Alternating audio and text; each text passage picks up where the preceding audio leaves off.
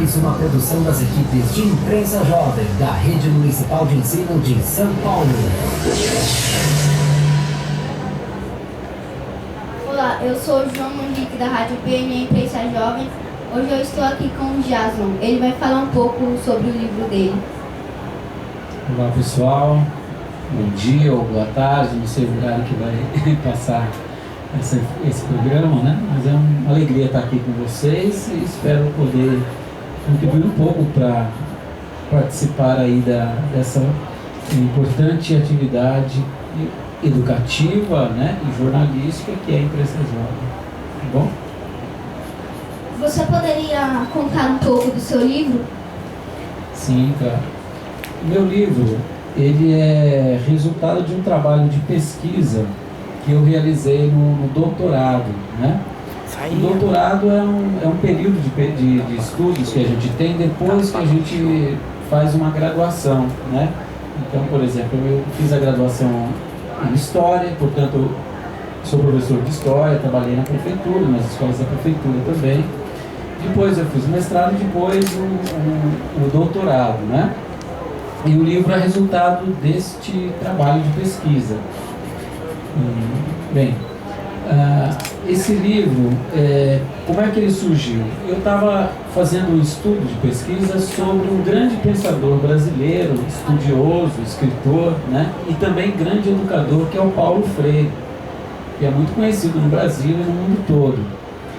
E eu estava tentando estudar por que a obra dele tem essa repercussão, esse acesso no mundo inteiro, né? Jovens, crianças também e adultos estudam a obra do Paulo Freire aqui no Brasil e fora do Brasil e também em diferentes áreas.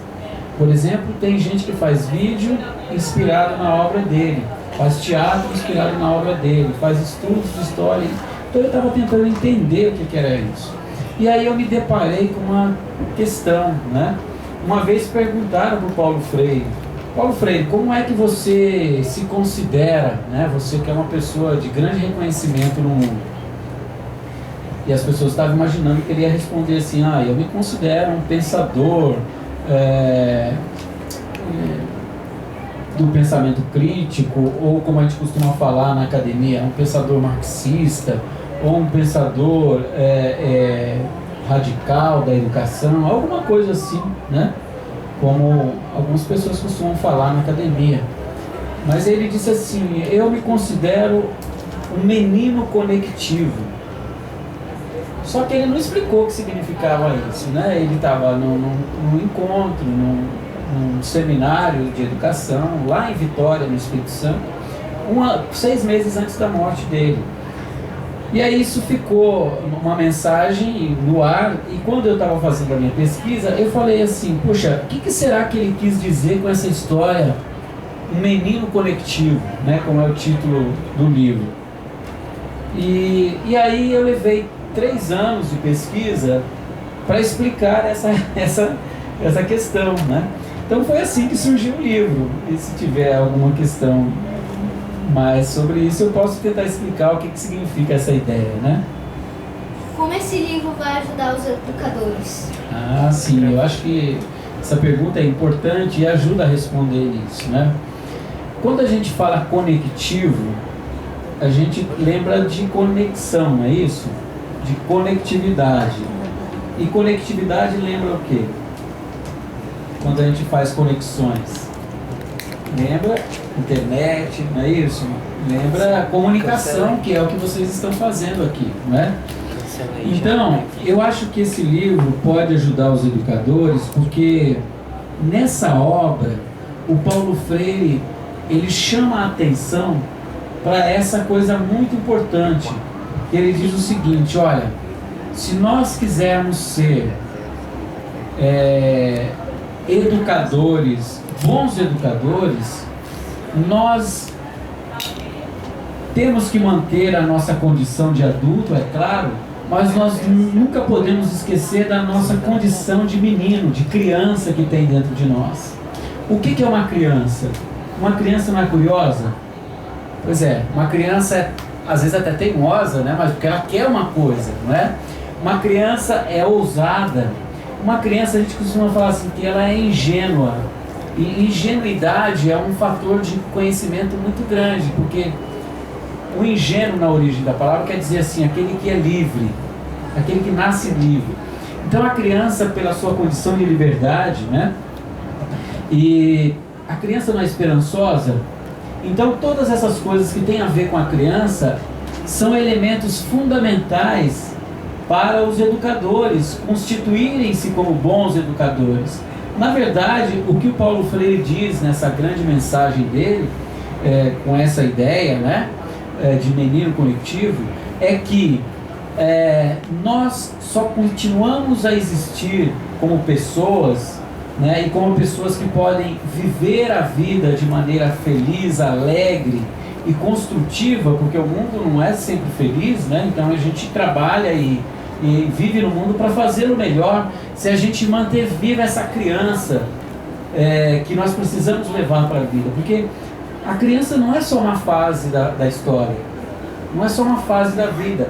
A criança, ela é uma condição que a gente tem para continuar existindo, né? Então a curiosidade, a esperança, a alegria, a ousadia, né? Todos esses elementos e outros nós não podemos perder.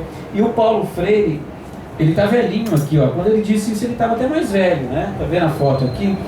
E quando as pessoas perguntam para ele como ele se considera, ele vai dizer assim: eu me considero um grande pensador. Ele fala: não, me considero uma criança, porque o grande pensador, o grande intelectual, como a gente chama na academia, ele não pode perder essas dimensões, percebe? Então nesse livro eu tento discutir 3 aspectos do Paulo Freire. Como é que ele escreveu uma grande teoria? O que significa essa grande teoria do Paulo Freire? Depois, como é que o Paulo Freire conseguiu elaborar um grande sistema de valores humanos que tem na obra dele? E por fim, como é que ele agiu na vida dele como professor, como educador e como pesquisador? A gente fala assim, o campo prático do Paulo Freire, entendeu? Então esse livro, eu acho que ele pode ajudar os educadores, porque ele é uma chamada de atenção para o fato de que onde nós estejamos, né, como professores, alunos ou educadores, nós temos que ser o tempo inteiro conectados com o mundo como é uma criança.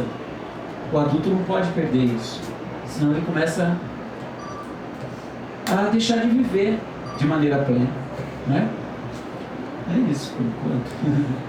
Vocês possuem algum livro relacionado aos jovens?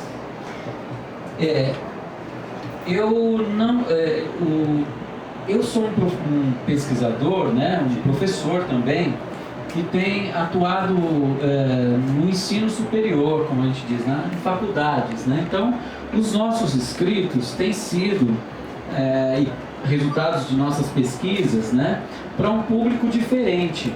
Então, embora esse livro, por exemplo, seja um trabalho realizado lá na academia, na universidade e tudo mais, mas ele também pode ser compreendido, inclusive porque foi transformado em livro, a gente mudou um pouco a linguagem, ele pode ser compreendido também por jovens, né? Então, de certa maneira, a gente tenta... eu sou professor de história, já escrevi livros de história também para jovens, né? Mas eu acho que todo estudo que a gente faz, a gente tem que ter uma preocupação de escrever de uma maneira que não só os adultos, né, ou aqueles mais estudados na faculdade ou na escola em geral, entendam, mas que os jovens também possam entender. Então, quando a gente discute essa questão sobre a dimensão da infância, a dimensão de ser criança, a gente também está trazendo esse assunto para os jovens, né? Problema de criança é problema também da criança, mas é do jovem, mas é também do adulto, né? Muito obrigada. Ah, por nada. Tchau.